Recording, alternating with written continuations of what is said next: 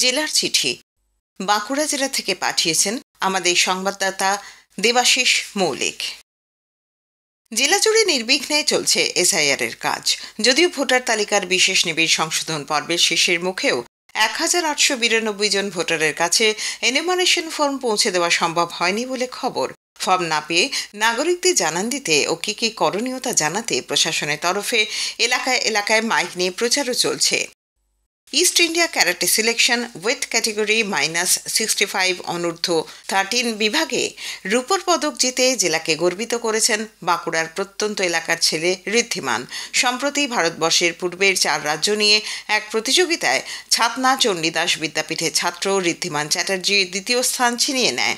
পরবর্তী পর্যায়ে এবার দিল্লি যাচ্ছে জাতীয় স্তরে যোগ দিতে।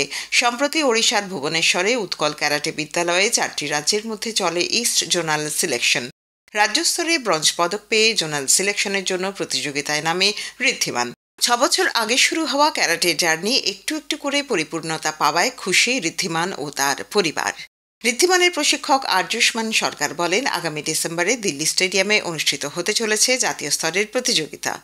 নিয়ন্ত্রণের বাইরে চলে যাওয়া বন্যজন্তুদের বাগে আনতে ডেনমার্ক থেকে অত্যাধুনিক 5টা বন্দুক আনা হয়েছে রাজ্যে। তার মধ্যে একটি বন্দুক হাতি প্রভাবিত বাঁকুড়ার বেলিয়াতোর বনাঞ্চলে। হাতিকে ঘুম পাড়ানোর কৌশল জানাতে অত্যাধুনিক ট্রাঙ্কুলাইজার বিষয়ক সার্বিক এক প্রশিক্ষণ শিবির হল বেলিয়াতোর বনাঞ্চলে। ডেনমার্কে নির্মিত এই বন্দুক JMSP-25 হালকা সহজে ব্যবহারের উপযোগী। নিশানায় তাক করেন কেন্দ্রীয় চক্রের মুখ্য বনপাল বাসব রাজ, বাঁকুড়া উত্তর জেলা বনাধিকারিক শেখ ফরিদ প্রমুখ। এই শিবিরে হাজির ছিলেন সাউথ ওয়েস্টার্ন সার্কেল পুরুলিয়া জেলা, সাউথ ইস্টার্ন সার্কেল বীরভূম এবং বর্ধমান জেলা এবং কেন্দ্রীয় চক্র বাঁকুড়া জেলার আধিকারিক ও কর্মীরা।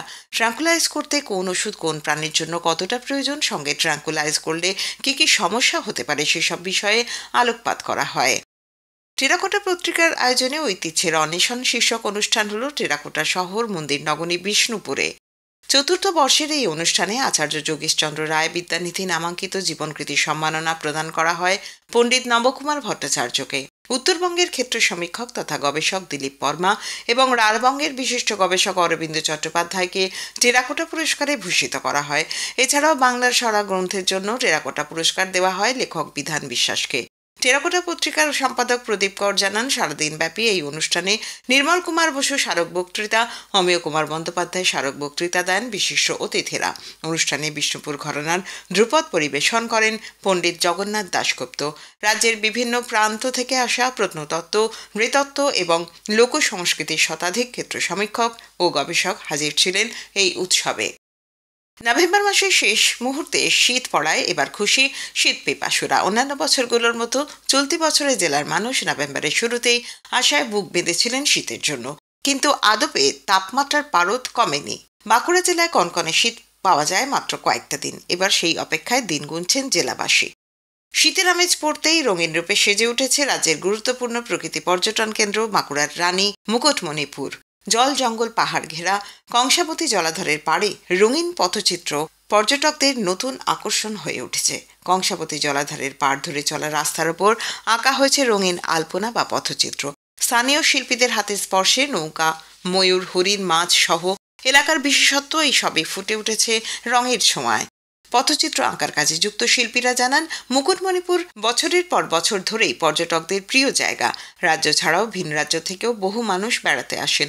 মুকুটমণিপুরকে আরও সুন্দরভাবে সবার সামনে তুলে ধরতে ও লোকসংস্কৃতির ছাপ ফুটিয়ে তুলতেই এই উদ্যোগ। ঐতিহ্য প্রথা মেনে আড়ম্বরের সঙ্গে পালিত হল জেলার রাস উৎসব। জেলার মূল রাস উৎসবটি অনুষ্ঠিত হয় বিষ্ণুপুরে। সেখানকার মাধবগঞ্জে মদন গোপাল মন্দিরে 40টি রাধাকৃষ্ণ মূর্তির পুজো দেওয়া হয়। রাসমঞ্চকে সুসজ্জিত করে চলে পুজো অর্চনা।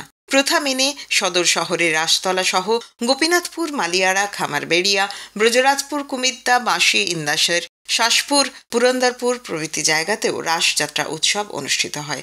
জেলার বিভিন্ন স্থানে রাস উৎসব উপলক্ষে আয়োজিত হয় যাত্রানুষ্ঠান। জেলার চিঠি শেষ হল। বাঁকুড়া জেলা থেকে পাঠিয়েছেন আমাদের সংবাদদাতা দেবাশিস মৌলিক।